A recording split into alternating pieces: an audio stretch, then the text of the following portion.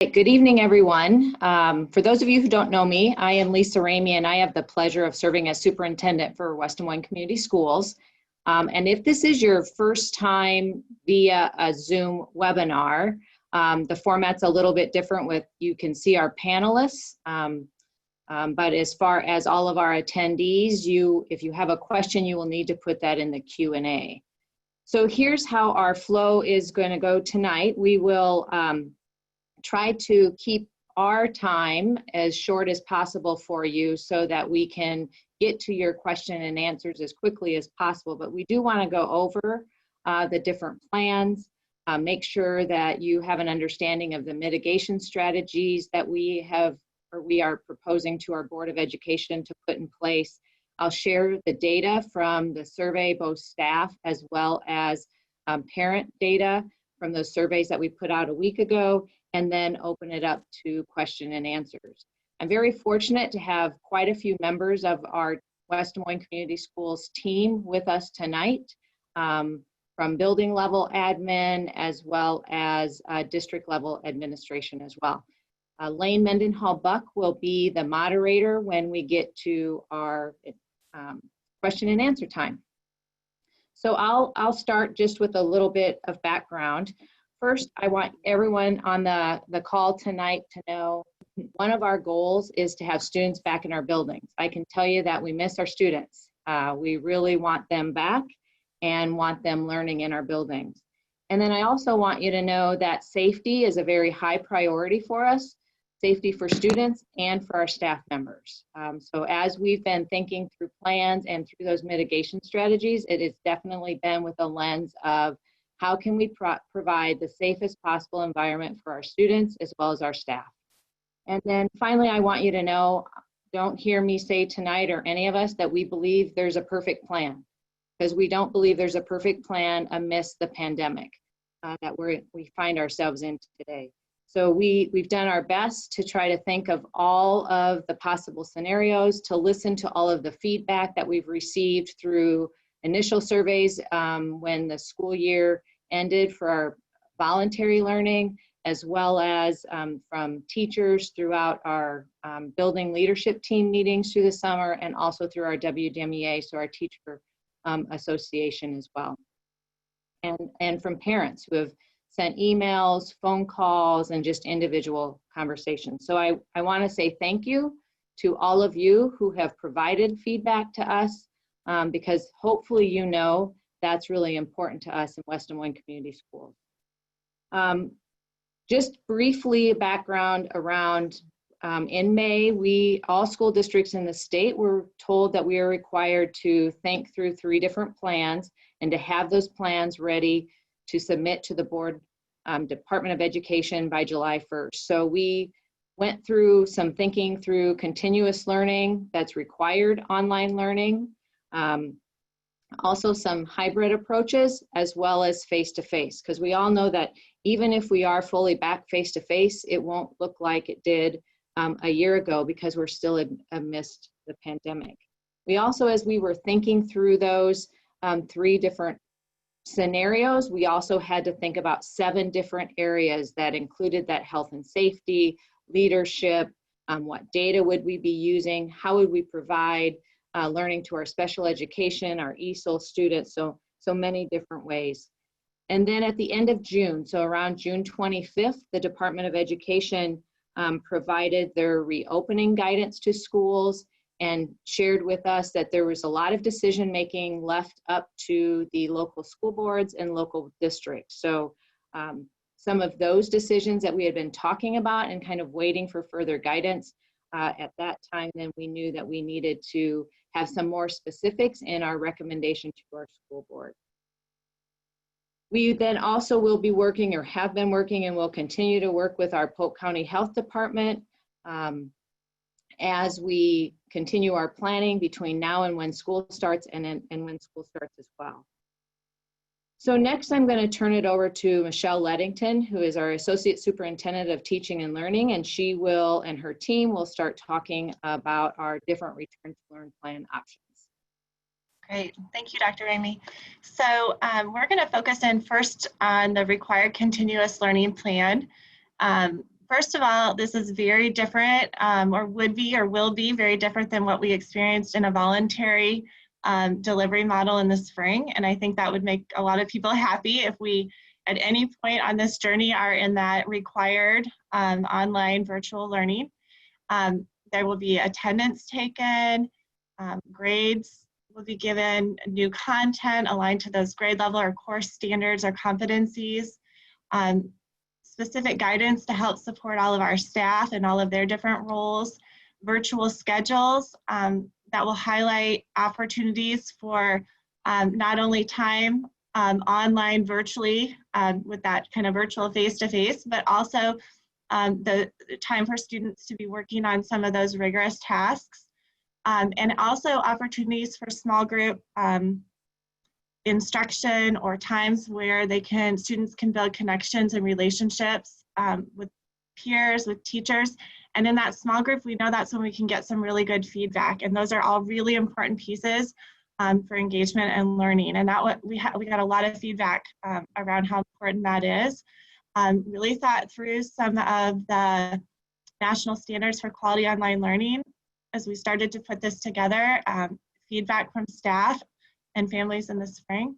What we do know is that when we come back in the fall, no matter what delivery we come back in the fall, it'll be really important for our teachers to really instruct at that grade level or the course level standards and competencies, and then do those frequent checks. There's a lot of different ways to check for prerequisite skills so that we're able to scaffold and provide that just-in-time learning to fill any gaps that students have.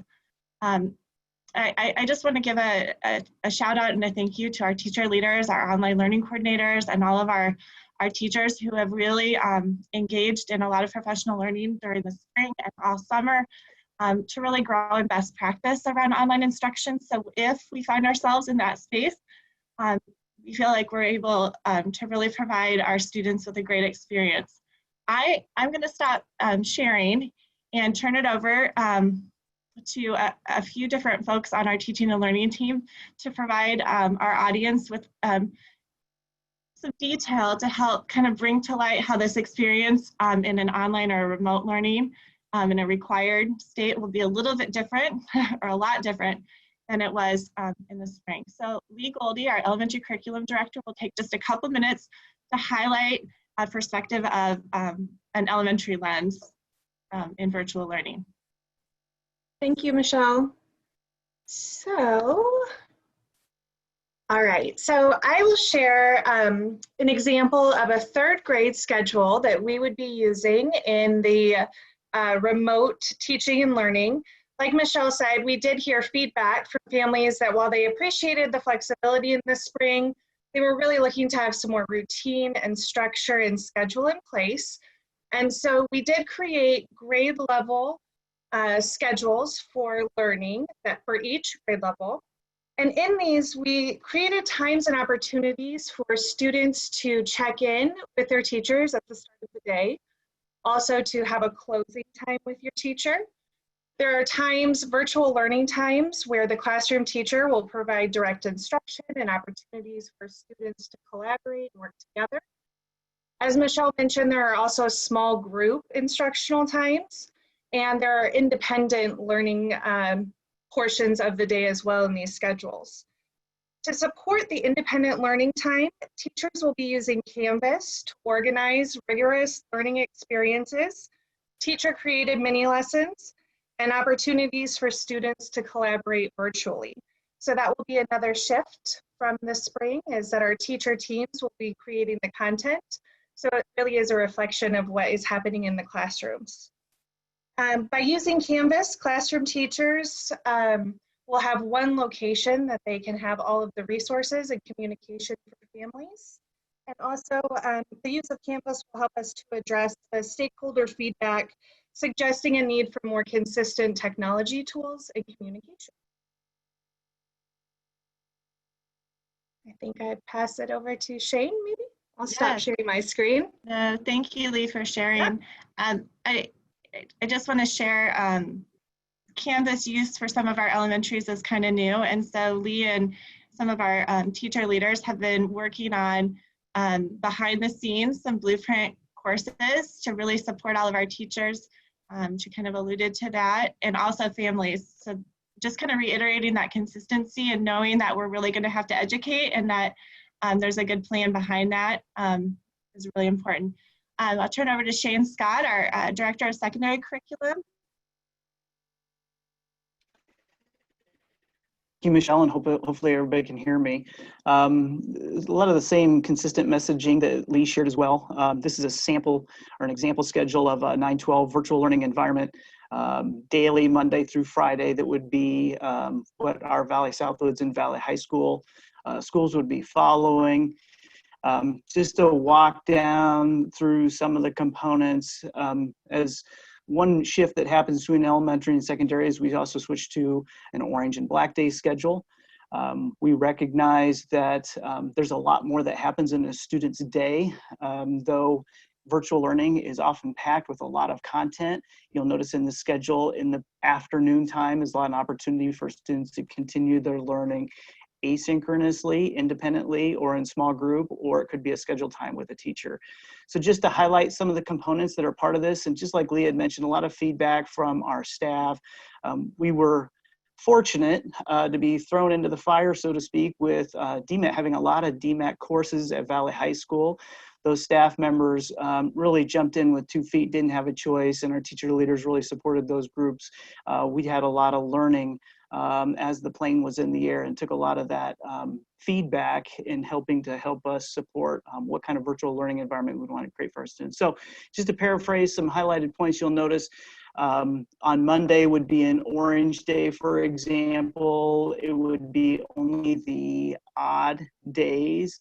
Even days would be then the following Tuesday. Each virtual learning or synchronous learning environment, very much like we're synchronous learning here tonight, would be about a 30-minute session.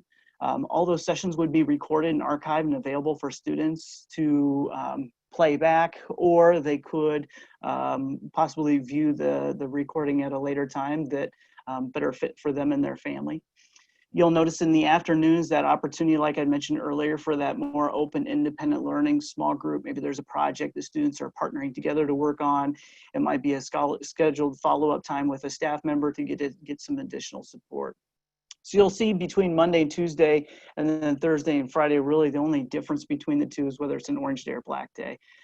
Most families are aware of there's a Tiger Time for junior highs, or there's advisory for our high school kids. Advisory would be built into the beginning of the day at 8:20. Still, once again, that opportunity for students and staff to develop as much of a relationship and working rapport with each other. We know how and we value those relationships that our staff make with our students. So we know that's the key, and the key to successful learning experiences for our students. So those are the real quick couple highlights of a sample schedule. If you can picture a junior high model working on a 7-period day versus an 8-period day, it would just look slightly different, and Walnut Creek would look slightly different as well. So this is just a sample from one of our schools. Figured I'd pick Valley High School, 2,000 students, a good model to show. Thank you. Thank you, Shane. And thank you, Lee. I mentioned earlier that we've been working really hard on some guidance that helps support different roles in our staff, and we think that's really important. And one of those areas, there's many areas, but to highlight tonight is really meeting some of the diverse needs of our students. We had a lot of feedback. We know that there's some really important things for us to think through and to make sure that we're meeting the needs of each student. So I'm going to turn it over to Candy Hensel, our Director of Special Education, to just let her highlight some of that guidance and some of that work that will happen, so that we're making sure that we're meeting the needs of our students with IEPs or 504s. Thanks, Candy. Yeah, Yeah, Candy, thanks, Candy, do you mind if I jump in real quick? Sure. Sorry. Yep, go ahead. So this is Lisa. A couple things. I forgot to mention that we have our board members who are listening tonight as well. So just wanted everyone all of our participants to know that our Board of Education is on the call tonight listening, because they know that they'd like to hear the feedback before they take any action on Monday, July 13th. And then also we are recording this tonight, and we'll post a recording on our website for those who weren't either able to attend tonight because they had other reasons, or we have maxed out our account. So we are over that 1,000, and so those folks will be able to listen to recording. Thanks. Sorry, Candy. Take it away. No problem. So our special education students are also going to have access, of course, to their general education content core instruction, as well as the specially designed instruction that is outlined in their IEPs. One thing in a virtual or hybrid model that will be a little bit different is that IEP teams will be meeting to discuss specifically what specially designed instruction services and supports look like in a virtual or hybrid required model. So we know, as Michelle highlighted earlier, that those will look different than what was occurring in the spring in our optional model.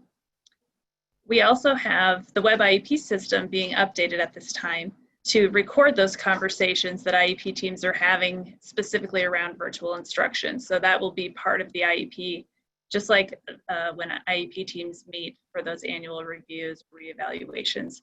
There are actually questions that will be part of those meetings, as well as some guidance that district staff have and will have related to our return to learn plans. And then along with that, we also have talking points for IEP teams to discuss specifically around some of our most, our students that have the most significant needs, and have some guidance for hybrid instruction around what time frames might be appropriate, and possibilities of some additional time in the classroom face-to-face if appropriate. But again, highlighting, of course, those conversations are part of that individual IEP team discussion. Thank you, Candy. And then I'll turn it over to Natalie French to talk about reaching our students who are learning English. Thank you. So within our English for Speakers of Other Languages program, our focus is on providing access to learning for our students and the integration of language and content instruction. Easel teachers will provide continuity of language services to English learners. So this means language support students would receive in a traditional face-to-face environment would be provided in a similar fashion online. If a student's language services are provided within a classroom in a co-teaching setting, during continuous learning, the Easel teacher would continue to co-teach and collaborate with the classroom teacher to meet that student's needs. If a student receives small group support, the Easel teacher would continue to meet with that student in a virtual small group setting to provide instruction. Additionally, our Easel team will focus on connecting and engaging families in order to provide access and accessibility to continuous learning, as well as support that two-way communication between home and school. I think regardless of whatever our learning model is, Easel teachers will collaborate with classroom teachers to design accessible learning for our English learners, and as a system, we'll focus on layering communication and utilizing interpretation and translation resources so that all of our multilingual families have access. Thank you, Natalie. So all of that sharing really kind of focused on that required remote learning if we're in that space. As Dr. Ramey shared earlier, there's also a hybrid approach that's being considered and planned for. One of those options is a A-B day where students would come either on Monday, Thursday, or a Tuesday, Friday, and then we would have a virtual schedule on Wednesday, and then we keep using that language of asynchronous. So really those independent tasks aligned to the standards that would be happening when they're not in the classroom face-to-face. So that's one of those options. The other option kind of 2 hybrid is where some students are coming face-to-face each day of the week with mitigation strategies. And we might have some families who that isn't the right fit for them for a variety of reasons, where they're engaging in some online learning that first semester.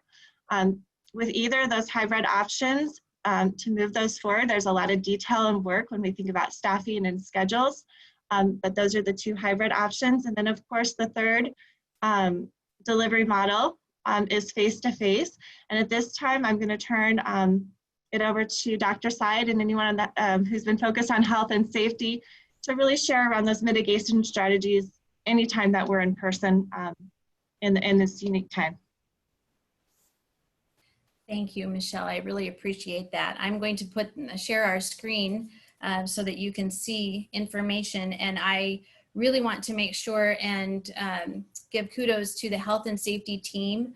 So the members of this team are representative of multiple aspects of our system, including our transportation department, our nutrition, our operations folks, our child care, safety and crisis committee members, nursing services, as well as human resources. So it was really a collaborative effort, and I really appreciate all the work that has gone into what we've provided so far, and will continue long into the future around making sure that we've got safe situations for our folks. We really focused on these areas: workplace safety, mitigation strategies, and the health and safety of our staff, our students, and our families. So along with this, we met regularly with our association leadership as we learned, shared, and asked for input, questions, and feedback around different aspects of the health and safety part of this plan, as well as what has already been described around the teaching and learning supports that will be provided. We've also met with Polk County Health Department and continue to receive information and ask questions and work collaboratively with them.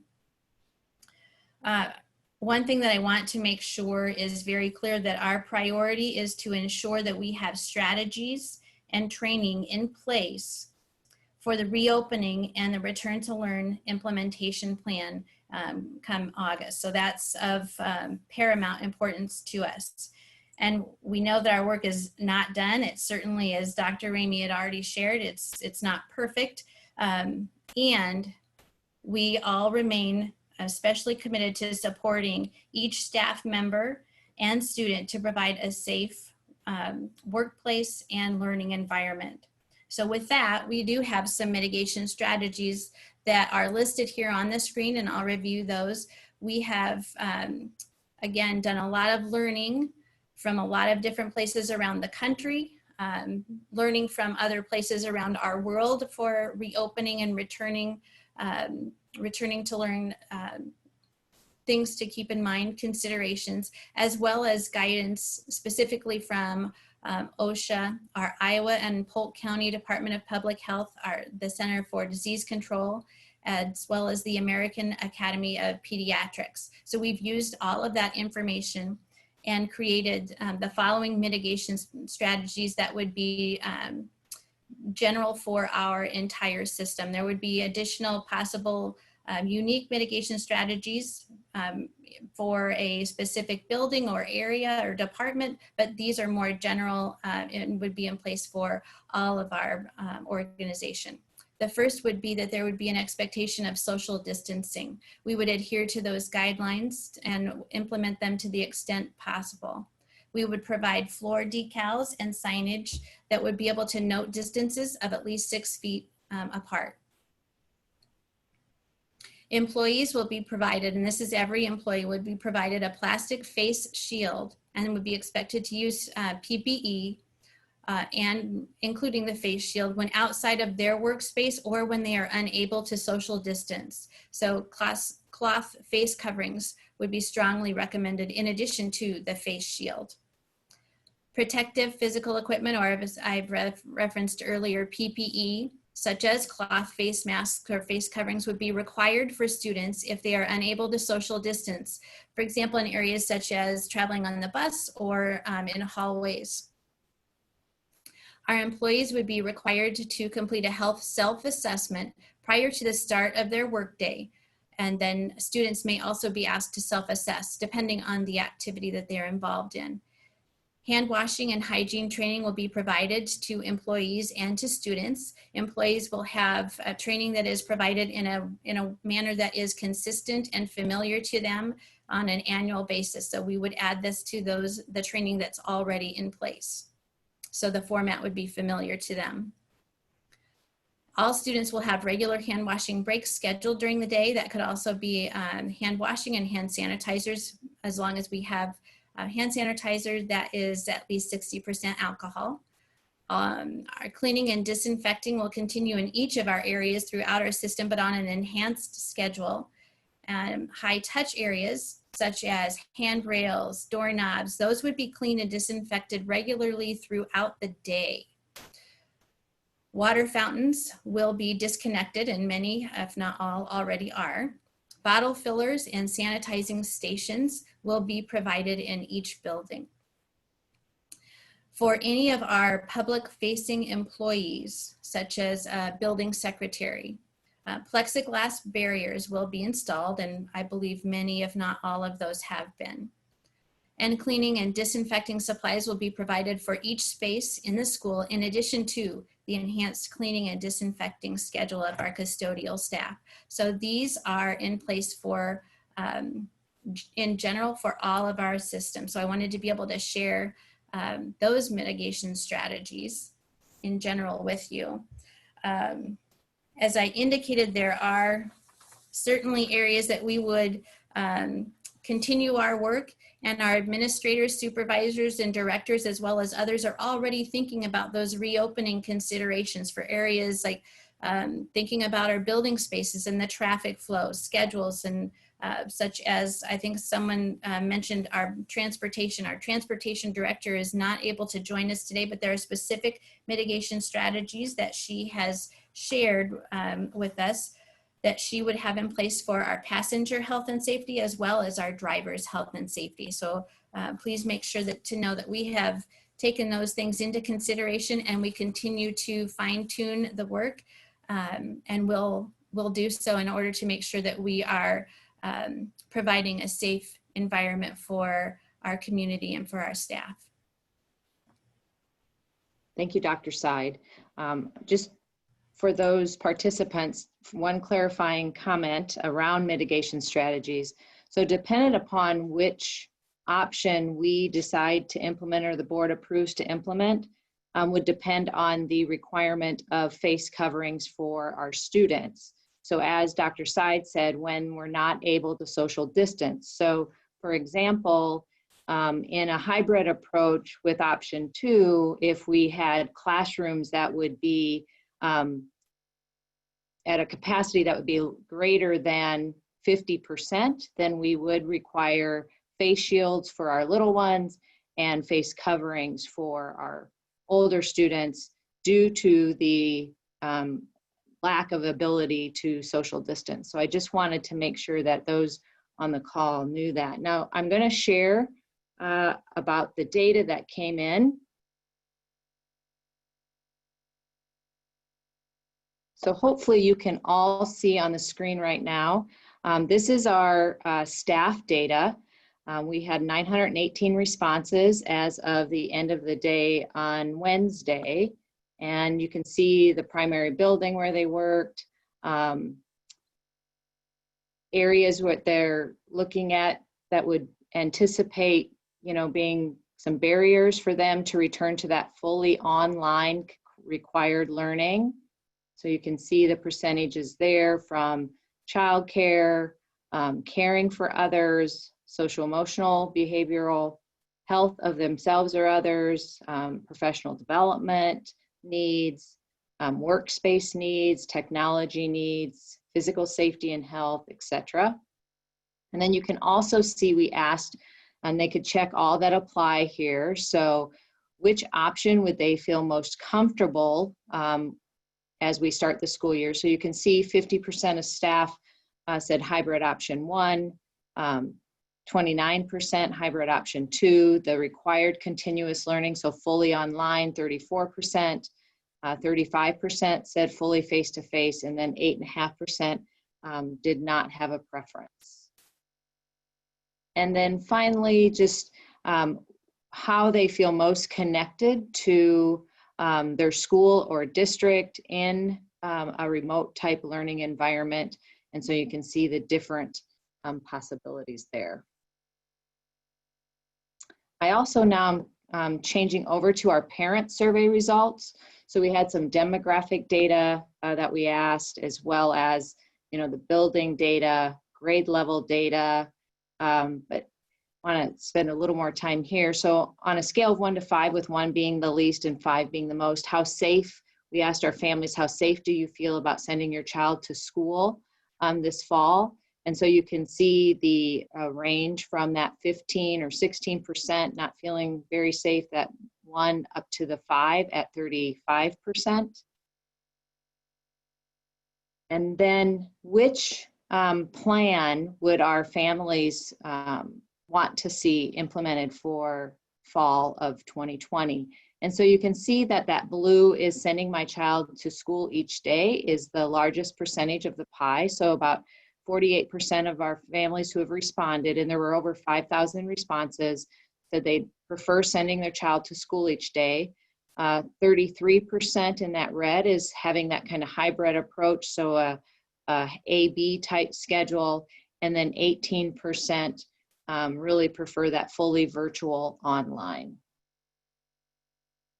And then we also asked about how our families asked them to indicate how they're going to get their child to school, because that really helps us to think about busing, and if we needed to take any other strategies for that transportation piece. So that is, we went a little over what we were expecting, but felt that all that information was important for you to know. So I'm going to turn it over to Elaine to start the Q&A. Thank you, Dr. Ramey, and we appreciate all those who have logged on. And just as a reminder, if you're hearing that some people are unable to log in, we will be posting this video tomorrow on the district website in full, as well as taking the answers to these questions and posting them under our FAQ section of the Return to Learn on our website as well. So hopefully both those of you who are online watching and those who were unable to join will get some of these questions answered. So a good kickoff question is, as we are still in summer and people are taking vacation, it is, we may take an out-of-state vacation prior to school starting. Must children self-quarantine following travel? And I am going to actually see if Dr. Seid would like to answer this question. Thank you, Elaine. I appreciate that opportunity. So this has actually been an area that has been revised during the course of our closure since March, the middle of March. The current guidance, which is what we would continue to follow, the current guidance that we have is that there is not a need to self-quarantine unless someone has traveled outside of our country. So unless they have had international travel, there is not currently a need to self-isolate or quarantine. Thank you, Dr. Seid. Another question is related to why we closed schools in March, and then how does that current situation compare to where we are now? And there's probably some interpretation on this as far as where are we as a local community with COVID versus where are we as a district. So I'm actually going to just throw that out there for our superintendency team and see if they'd like to just post a little bit of perspective. I know that Michelle Leddington has explained the difference between what our online situation will be, online learning environment will be this fall compared to spring, but maybe just reiterate where we feel we are today versus where we were last spring. So I'll start, and I guess, you know, that question does take a little interpretation. So it depends if we're talking about the academic side of it. Are we talking about our understanding of the coronavirus? I think where we are today, I'm going from the educational aspect, right? When we closed when we left for spring break, none of us thought that we weren't coming back to school, nor did I even really think that we would ever have closure, right? Even for a week. So I think where we are today in comparison to that time, we have had a lot of time to plan how we would meet the needs of our special education and our Easel students. We've had time to provide technology access to families and students who don't have access. We've had time to provide some professional development to staff. So from an educational standpoint, I feel that we're in a better spot than we were back in the spring because we've had time to plan. With that being said, I don't think that I could sit here tonight and say that we have everything totally figured out, because as we continue to plan, guidance continues to change for us. And at times that gets frustrating, to be quite frank, but we continue. I've started using the term with our team, we have to be nimble, and we just have to pivot. When guidance changes and we're required to follow that guidance, then we have to look at our plans and change those plans along the way. I do think so now I'm going to go from a perspective of the virus, and by no means am I a health expert, but I do feel that we at least have, through reading and trying to learn from countries who some didn't even close schools, we have a better understanding of mitigation strategies that can keep us as individuals safe, as well as our students and staff. So that's why you hear us talking about the different cleaning. We'll spend time hand washing.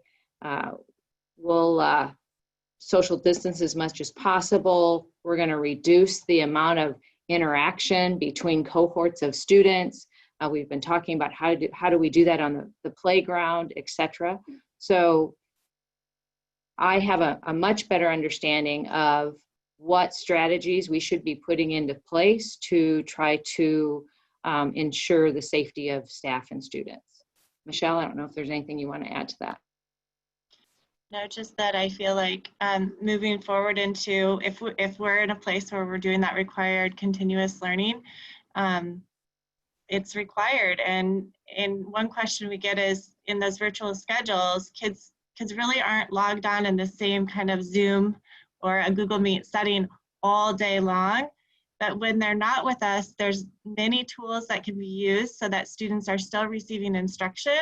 And so that some of the time that when we're face-to-face with kids virtually, we can be giving them feedback and answering their questions and really helping them set goals.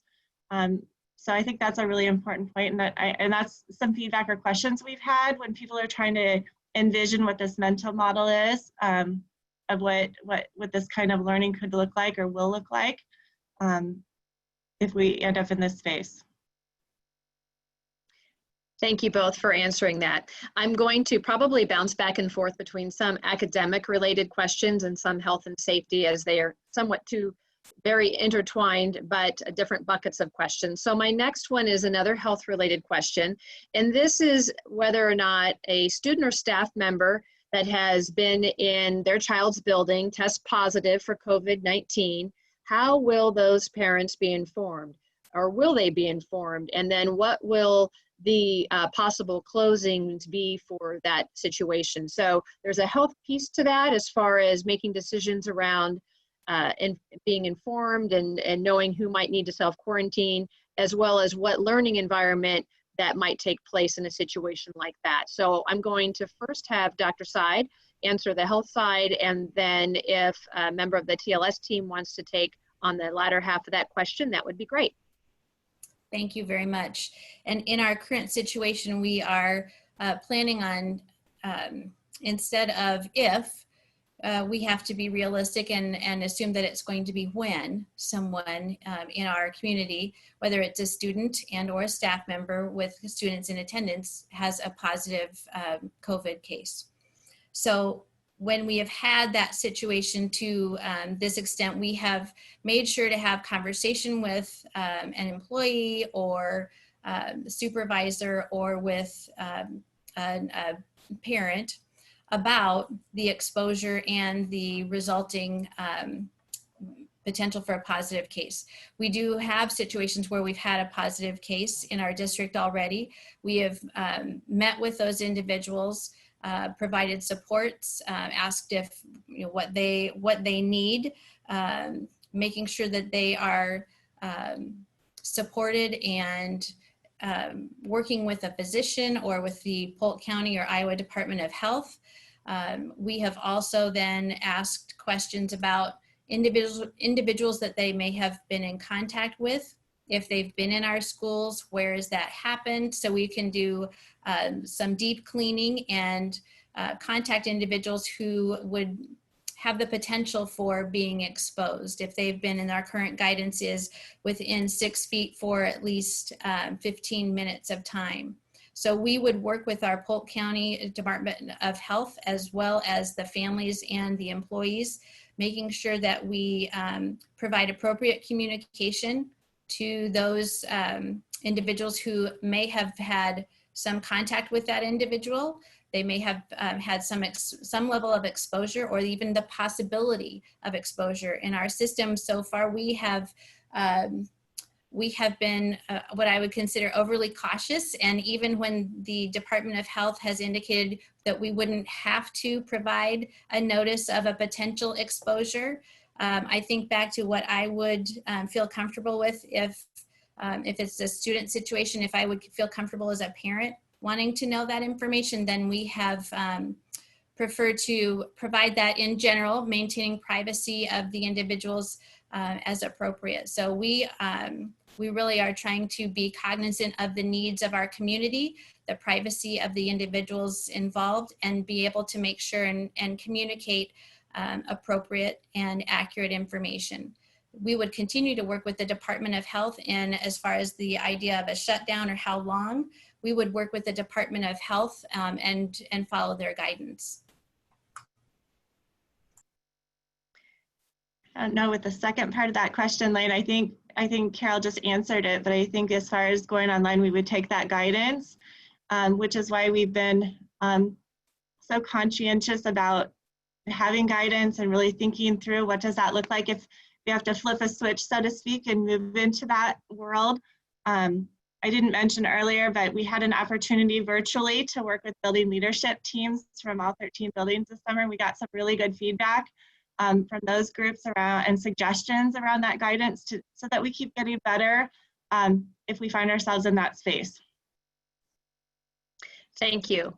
I'm going to group a couple of questions together because as we consider hybrid or online, there are some potentially unique classes that may be at the secondary level primarily that parents just are wondering about. So vocational classes, home economics, labs, those types of things. So if the TLS team might like to answer those somewhat grouped as far as those unique courses that may be a wonder for parents as to how that would work in a hybrid or online environment.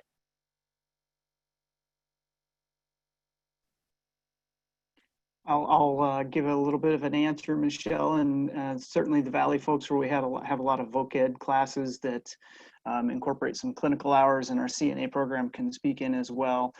But we would have to make sure that we're creative in ensuring that those classes in which skills are really developed through that hands-on experience.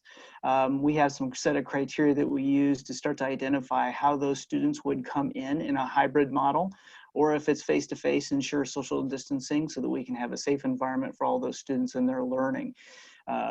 Like I mentioned earlier, when we went into closure and our DMAT classes continued, we had several classes that as they continued their instruction, the guidance that we received at the beginning was try to provide as much of that lecture-based instruction up front as we start to think through what would be some strategies to start bringing in kids over the course of time. We were very fortunate in the fact that our one set of courses in our CNA program, those students had already received their clinical hours. As you can imagine, many of the institutions around us where our students got those hours had closed down.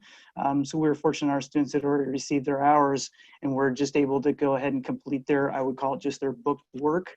But if we go into a situation where we're gonna have to go into some type of close down, hybrid model, or a complete shutdown, we would have to start to get creative and thoughtful about how we would bring in those students over the course of time and make sure that they have welding torches in their hands, sewing machines in front of them, learning how to use knifeware in our FCS classes. But there's several courses, as have already been identified, that incorporate a lot of that practical lab component in order to develop those skills, so that we can remain in a standards-based approach in terms of assessing our students on those standards and those skills. I don't know if there's anybody from the Valley team who wants to add to that answer, or the TOS team.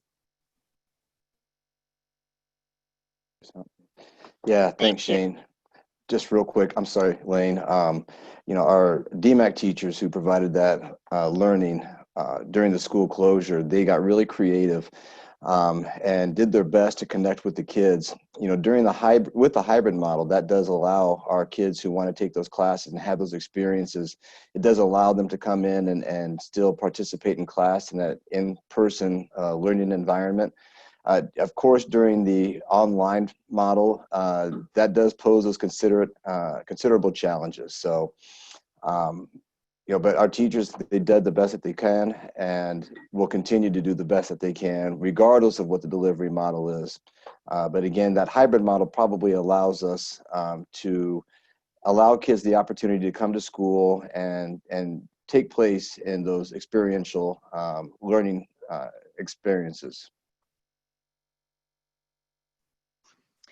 Thank you both for that answer. A couple of people have reached out just wanting a little bit more information about the junior highs, and if there's any just even brief overview of what a day in the life of a junior high student may look like, whether in that hybrid or online environment, obviously might be helpful. So if there's a junior high administrator that might like to share some of the planning that's being done at that level, that would be great. Thank you.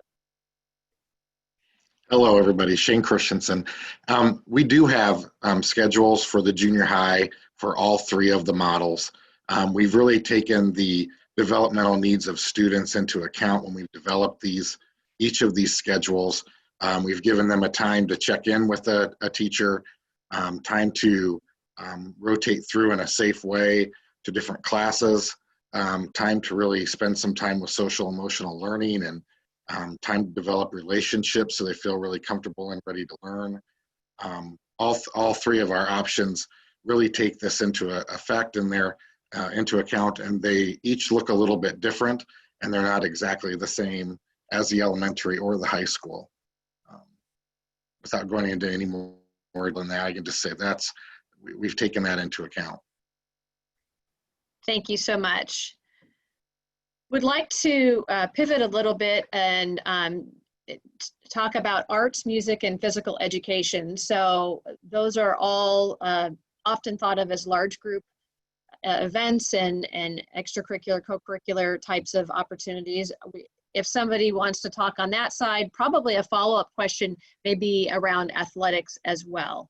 So what does that look like in a hybrid or on-site, or really any of the learning environments, as we anticipate that we will be moving in and out of these throughout the school year based on COVID? I'll start. I don't know, Lee, if you want to add anything. I'll start by saying that we don't have the answers to all of those areas, that we are continuing to get guidance from different organizations, and sometimes that guidance is changing. So those specific areas continue to be agenda items when we're meeting in quite a variety of different groups, so that we can really think about what's the current guidance, what is the safety factor, how can we adapt schedules if we need to, so that we can have smaller groups of students together. Are there certain activities that just going to be really challenging to keep people safe and do? I don't know if Dr. Ramey or if Lee, you have any. Lee, our elementary curriculum director, also supports all of our related arts pre-K-12. So she works closely with those curriculum leads and teachers. I did fail to mention when we were looking through the virtual schedule that we have placed a virtual related arts session in each day for each grade level. So students in the virtual setting would still be engaged with art, music, PE, our teacher librarians, guidance counselors, trying to think if I forgot any of the group, Spanish teachers. And so that will be included in that virtual schedule. And as Michelle said, we're still going through and navigating the guidance from different national groups and associations for performing arts, RPE, and also for visual arts. Thank you, Lee. Elaine, the Go only ahead. the only thing I will add is we are also thinking, and this would look different at different levels. So it may be possible at the elementary and not necessarily at a secondary, but looking at, would we be able to have some of the, instead of the students traveling to those classes, having the music teacher go to the classroom for music, or the art teacher to the classroom. So again, trying to reduce the amount of commingling of groups of students and keeping cohorts of students together. So, you know, as Lee said, we've received guidance and we're looking through those documents and still planning, so that I don't want anybody to think that everything's completely done and planned when after Monday, if the board approves our recommendation, but there's actually a lot of details and work yet to be done around the scheduling so that we are prepared for August 26th when our students return. And Dr. Ramey, I would just add, I hope that our audience hears that through all these conversations where we don't have the answers, we're very diligent at continuing to problem solve and seek solutions, and that health and safety and the learning of students comes as a top priority. Those are in every conversation and every decision that we make. So I just felt like that's really important to share, and hopefully our audience is hearing that theme because I know that that's important to all of you as well. Thank you all for those answers. I'm switching now to a health and safety related question, and this is probably more for our operations department around the cleaning products, or just the difference in cleaning. I know that Dr. Seid had mentioned in our mitigation strategies that we have heightened the cleaning, but really just wanted to get some feedback on what are the things that are different that would help fight the infectious concerns of COVID. So if Christine Maduro is on and would like to share an answer, that would be great, our Director of Operations. Sure. So we've kind of looked at cleaning in a couple of different levels. One of them is looking at products that provide protection over time. There's some different disinfecting agents that you can apply that actually will stay and help inhibit microbial growth over a period of time. So we're looking at applying those to all of our buildings, our attendance centers, and our supports, just to provide an underlying level of protection. Next level is a daily disinfecting that can be done with electrostatic sprayers. We have been working on obtaining a large supply of those, since we know that they're going to become a challenge to get once school has started. And then the tools that we need to make sure that we can get those applied on a regular basis. And right now, the plan is to provide daily disinfecting in that way.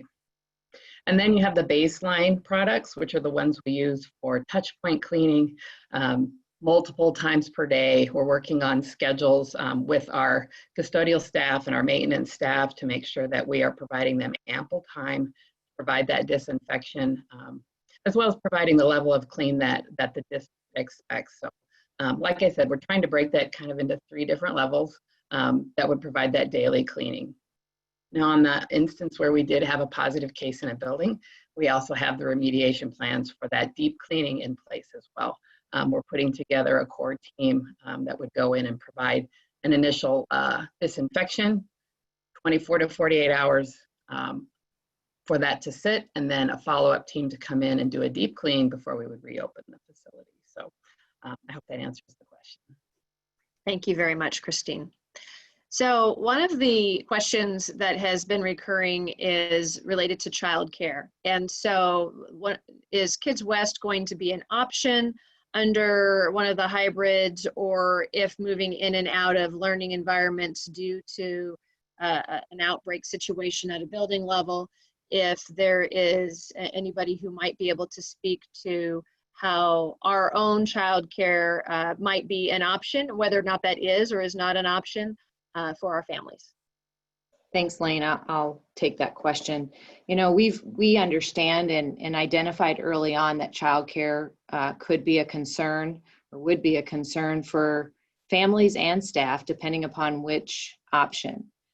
As we've been planning and thinking and talking, what we have found is that it would be very challenging and really not doable for us. So for example, when we're fully in a virtual setting, and it means that it's not safe to have kids in our buildings will be closed, so not able to have the childcare. If we're in a hybrid approach, and if we're in that A/B and it's 50%, we'd be needing to use all of our spaces to make sure that we're social distancing. And so bringing in more students would negate that purpose of being in that hybrid in the building.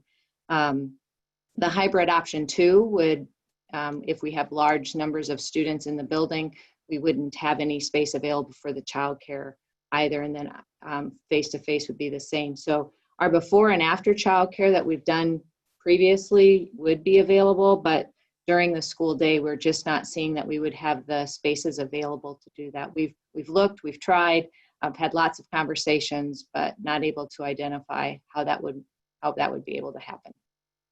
Thank you, Dr. Ramey.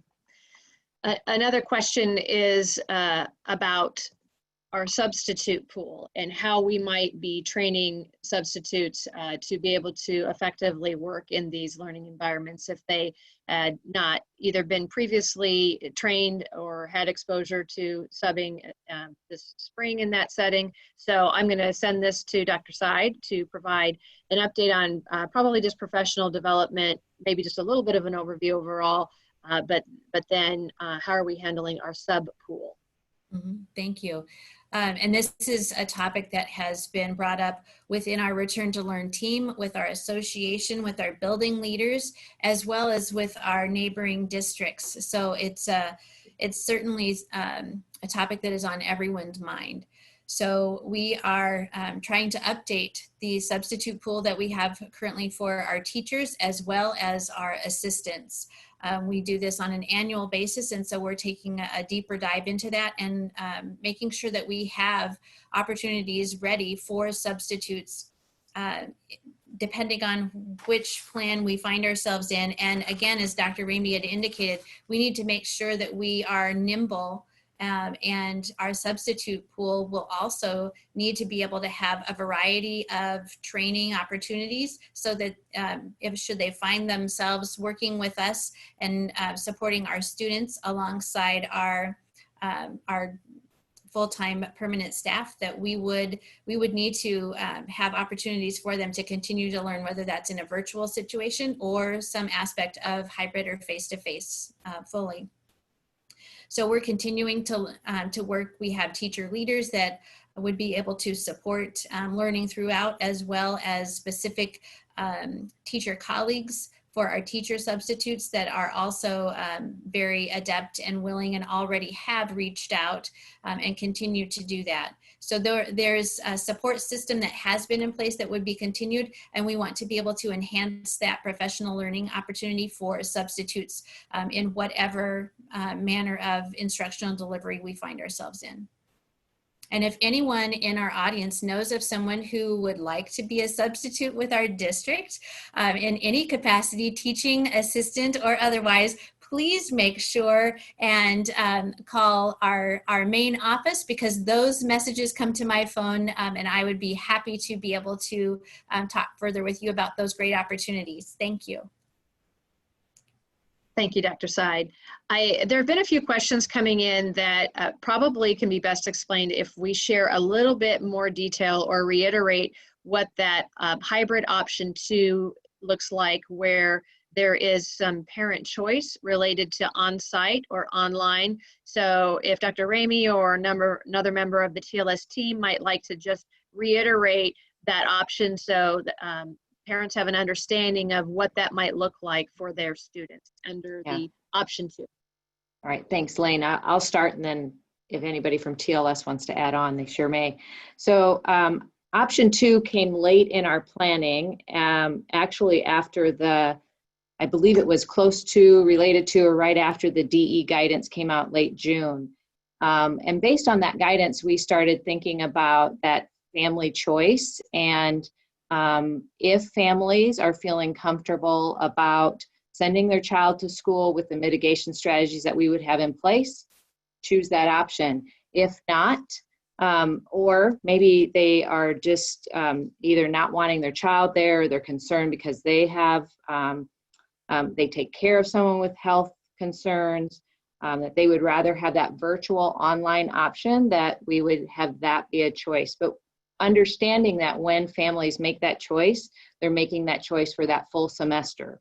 And the reasoning behind the full semester is for us in the staffing purposes, so that we could really look at what number of families want to be virtual and try to provide that virtual option for our families. So really trying to meet the needs of families. And I would tell you that we've, as we've looked at the data that's come in the last week, we are starting to see that that may be a really viable option due to the responses from our families. So then also looking at what schedules might look like at the secondary as well, because that becomes a little more challenging when we start thinking of just giving that choice. And so because of some singleton classes, some just sheer numbers.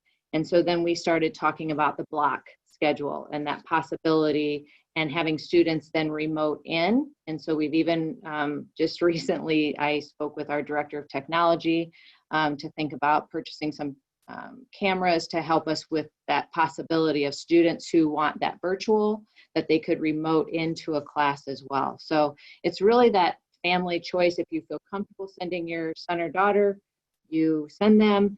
If you don't and you want them to go online, we provide the online, but know that you're making that choice for that full first semester. Thank you, Dr. Ramey.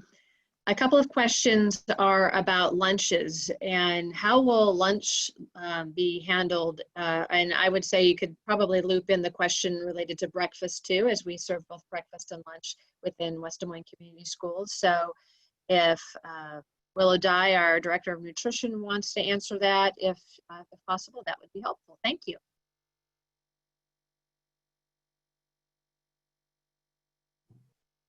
Sure, thanks, Elaine.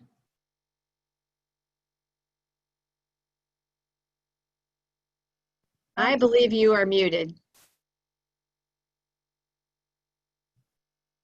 Can you hear me now? Okay, good. Thank you, Elaine. So in our nutrition department, we have been working on several plans as well for getting meals served to students with all the different plans. So virtual learning, opportunity for families to sign up to pick up meals at the schools, the AB model, allowing students to sign up to take meals home for the days that they would be learning from home.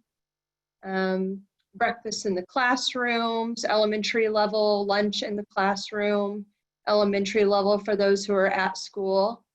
And then at the junior highs as well. And then high school level, we're working on just being able to have enough room for them to socially distance and be able to eat in several locations throughout the buildings. So those are all just preliminary plans that we have been putting in place, you know, to get ready for what type of learning we end up in come August. Thank you very much, Willow, for that answer. Dr. Seid, this is a question related to staff and how are we addressing concerns that may be with high-risk health situations with our staff, both certified and non-certified. That answer probably could easily also be asked for families who may have students that are also at a high risk. So Dr. Seid, if you'd like to start that answer, and if anybody else would like to chip in, that would be helpful. Sure, thank you, Elaine. So we do, in any of these situations, we know that we have individuals who are dedicated to working with our students and supporting our students throughout our system in a variety of ways, and they do have some underlying risk factors. And so when we are learning of those specific situations, we are working with those individuals in order to, as well as their healthcare professionals, and then talk about what kinds of possible mitigation strategies are already in place, if that's able to be an appropriate accommodation for them to be able to be successful in their role in our district, or if they require even additional mitigation or an accommodation. So we have an interactive process that we would put in place, which is actually what we've had for a long period of time. So we would continue to implement that and ask for an opportunity to have conversation with the employees to talk about what is requested and what's reasonable to be able to accommodate. For our students in those kinds of situations, it is a nice opportunity to have, if we're able to accommodate the choice that the family indicates that they wish for learning, that's helpful. If there are additional specific health concerns, we would ask that those individual families contact the school nurse. I know that that's a piece of our online enrollment, but there's also a follow-up that our nursing staff does with each of those families who indicate that there are higher risk factors or some underlying health concerns that need to be addressed. There could even be situations where students have specific healthcare plans that are developed if the need so warrants, but that would be outside of the scope of my work in human resources. That would land more over into our TLS area. Thank you, Dr. Seid.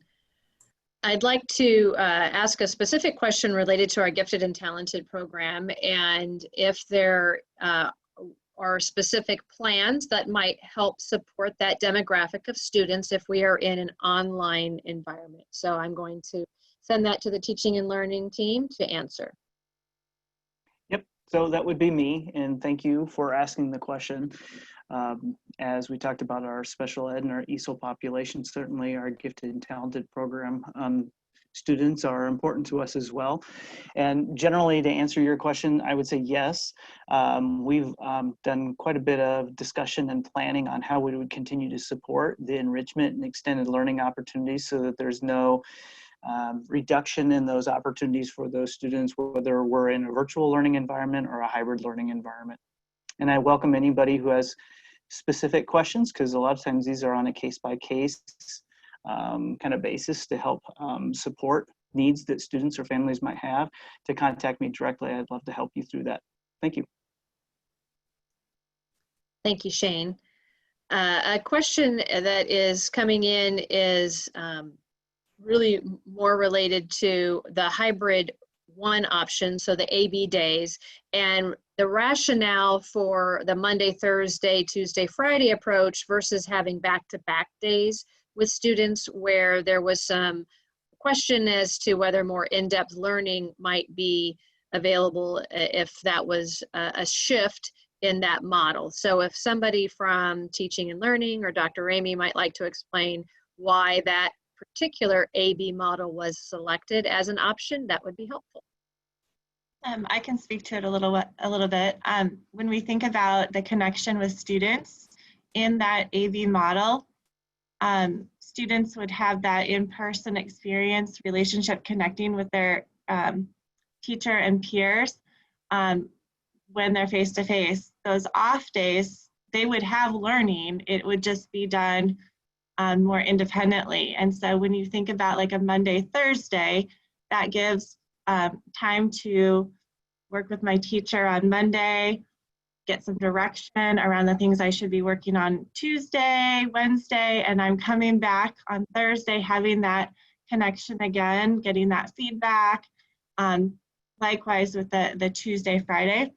Also, a question that we've gotten a lot too is, if we are in that model of delivery, we would prioritize trying to have families on the same schedule, if you will, across levels. Anyone else on our team want to add to any of that? Any other thinking or conversation that went? Great. You must have read my mind, because one of the questions that some families had was related to, could families be put on the same schedule for coordinating? And so thank you for answering that, Michelle. Another question is related to support staff, and when or if we're moving into a hybrid or online and learning environment, and there are some support staff positions that had a large impact last spring. So what that would look like, it's a pretty broad question because we have a large group of support staff. And so maybe Dr. Seid, you could just answer maybe by category as to how we might address supporting our staff if there was a situation where we were not face-to-face. Mm-hmm. Thank you. So in each of our 3 plan options, we believe, especially in a required situation, which is much different than where we found ourselves in March, we believe that there would be a continued need for our support staff, that the way that they provide the support based on their role could and likely would look different, especially for those who are building based. But we would still need to use those supports in just a different manner. So we would anticipate that those individuals would continue in their work in some capacity. And actually that's for all of our groups. For some of our folks, if we're finding ourselves shifting, they might actually find themselves busier. I think of some of our, which is a little bit difficult to even comprehend for some of our operations and custodial staff. When I think about the deep cleaning that would need to happen and all of the work that they are already doing, that would be a continued and even ramped up additional need. Thank you, Dr. Seid.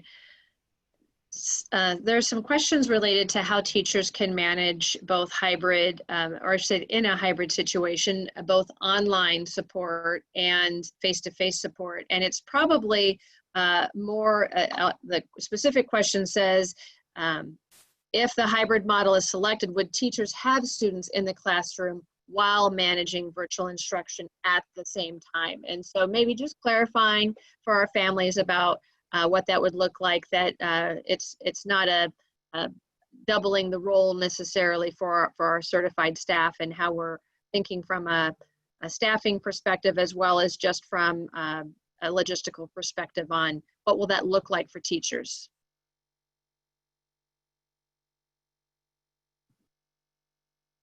I'll take it. Dr. Ramey, if you want to jump in. We've had that conversation in a number of scenarios, and it looks a little different across levels. So earlier when I said once we kind of know what our plan, which plan we're reopening with, there's a lot of details that need to happen.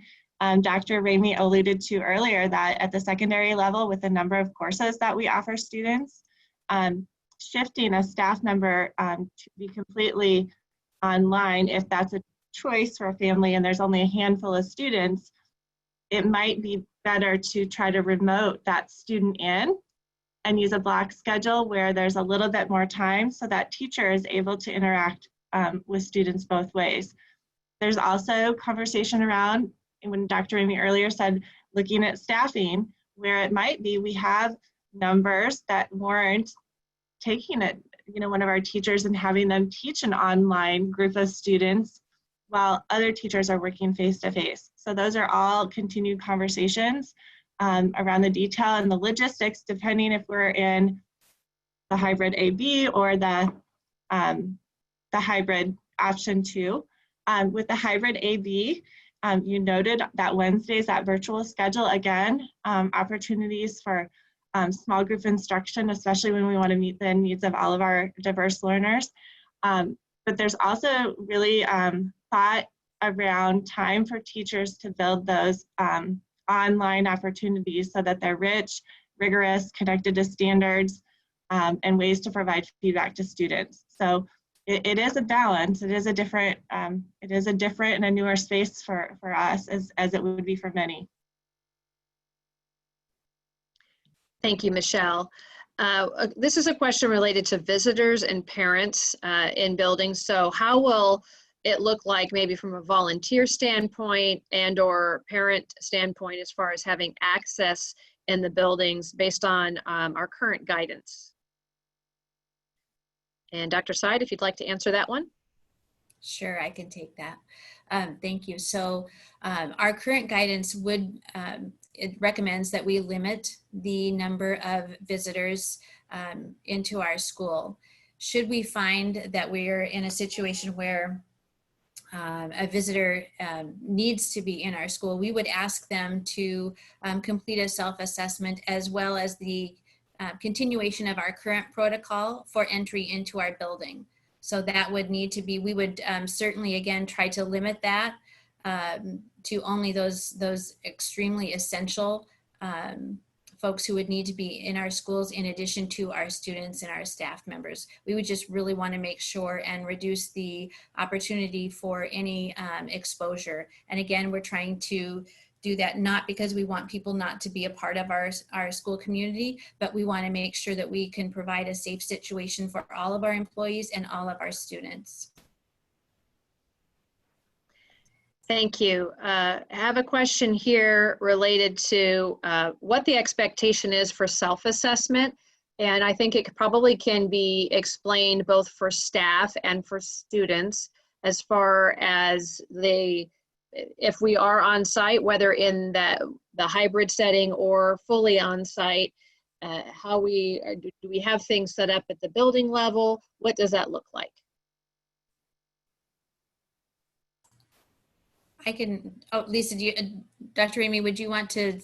Well, I'll take students first, and then you can talk staff. How about that? We'll tag team it. But so, you know, this is one of those areas that we're going to ask to work in partnership with our families, definitely. So we're really going to ask our families to be taking temperatures of their sons and daughters before they leave the house in the morning, and also assess them for any of those, you know, cough, shortness of breath, all of those different symptoms, and we'll share all of that information out with families, as you've seen probably over the last several months.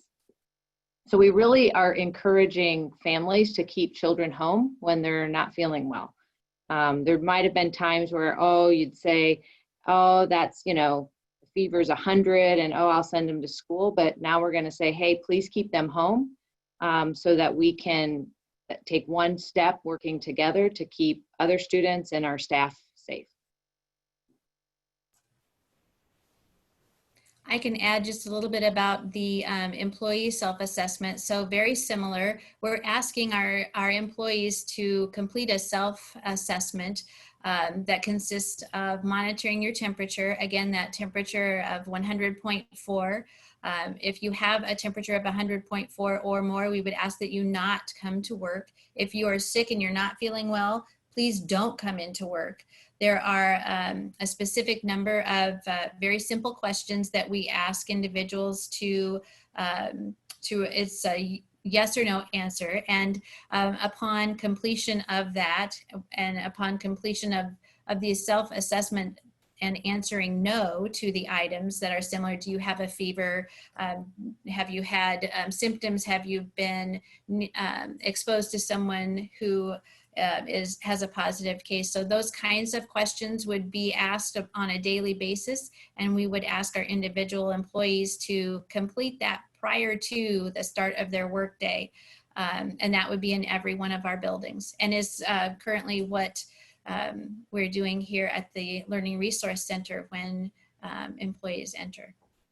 Now, the only thing I'd add to that, Dr. Seid, is, you know, there will be a station at our buildings for staff. So for example, when I walk into the LRC, if I haven't taken my temperature at home, there's a station here where I can take my temperature, I answer those questions that are on a visual for me, and then I sign my name in. We are looking at the possibility, if there's any way to do that electronically versus a paper way, to make that easier for our staff members, but we will be logging that information for staff. Thank you for that clarification. I appreciate that. Thank you both. Another question is related to how we plan on really addressing the catching up on learning that may have been lost from last spring's decision to move to voluntary continuous learning. So how will that be addressed? And I'll reach out to Michelle and her team with Teaching and Learning Services. Yeah, I started to talk about that earlier, that just-in-time learning, not really approaching the school year thinking, oh, students didn't get this learning. Rather, focusing on the grade level or the content standards or competencies, depending on our courses, and doing those small checks and really assessing where kids are and looking at those prerequisite skills, teaching just in time and scaffolding so that students are able to close those gaps. We've had some excellent resources shared with us through the AEs and the Department of Ed most recently, probably even just within the last week or so, that really highlight that research around helping to close those gaps and accelerate learning. Shane or Lee, would you share a little bit about some of the work that happened at the end in the spring? I feel like that was a long time ago, to also address that acceleration of learning that may have been lost during this time. Sure. I'll start, and then Lee, you can add. One of the things that we're fortunate to have time to do with our staff for about a half a day was all 712 staff, and I believe the elementaries as well, had an opportunity to work in their PLC teams, their professional learning communities. So similar type courses, teachers would get together and they'd start mapping out what was the content skills that may not have been addressed during that spring semester. And then having that information be available to teachers who are going to inherit those kids at the next grade level. So for example, I like to use math. If I'm a 9th grade algebra teacher, knowing what of those prerequisite skills I would hope that an 8th grade kid coming to my 9th grade class of algebra would know from 8th grade pre-algebra is essential, so that as I'm teaching, and I want to bust a myth, we're not going to spend the first 9 weeks teaching what kids missed in the previous year. We're still going to teach on grade level content, on grade level standards, but we're looking for, as Michelle said, that just-in-time instruction for those prerequisite skills that we hope that a kid would come in to our algebra class from pre-algebra. They may have missed that instruction. I'm going to provide that just-in-time instruction to build up those skills so the kids can still access my grade level content of algebra. We call it accelerating the learning. You could call it compacting the learning. We're really pushing a lot of content and skill development and knowledge in a much more compacted timeline for students. So in a nutshell, it's really being very hyper aware of what kids are not going to have coming in and providing that instruction so that they can still access the grade level content. And if you will, get them caught up in terms of what content they may have missed. On the flip side, it also needs to support students who have engaged in that optional learning that happened in the spring, and they come in with that content knowledge. So also, how are we going to provide supporting enrichment opportunities to extend and deepen their understanding of those concepts so they're ready to go on to the next grade level? Yeah, deep understanding of our standards and how they work together vertically and even bundling is really important. And we have amazing teachers, and it'll be really important to do that ongoing. You'll hear the word formative a lot, those checks for understanding, those checks for where are they right now and what might they need, or do they already have it before we move them forward. We have time for a couple more questions. One of the questions was related to whatever decision is made, is it going to be made district-wide, meaning that it will be for all elementary through Valley High School and Walnut Creek? Is there any discussion of having it some other format than having it be a joint district-wide decision for one of these suggested options? Dr. Ramey? Yeah, thanks, Elaine. So our recommendation, we've had different conversations over the last couple of weeks about what that recommendation might look like, and really felt like it would be in the best interest for our families that we have consistency across levels versus different models at different levels. And so our recommendation to the board will be a consistent model pre-K through 12. And while I have a moment, just to remind all of our participants that Monday night at our board workshop, we've actually changed our board workshop to talk about return to learn and our recommendations. So give that full hour and 15 minutes. And then at the board meeting, that's when we will be asking the board to approve our recommendation if they are ready to approve that recommendation. Thank you, Dr. Ramey.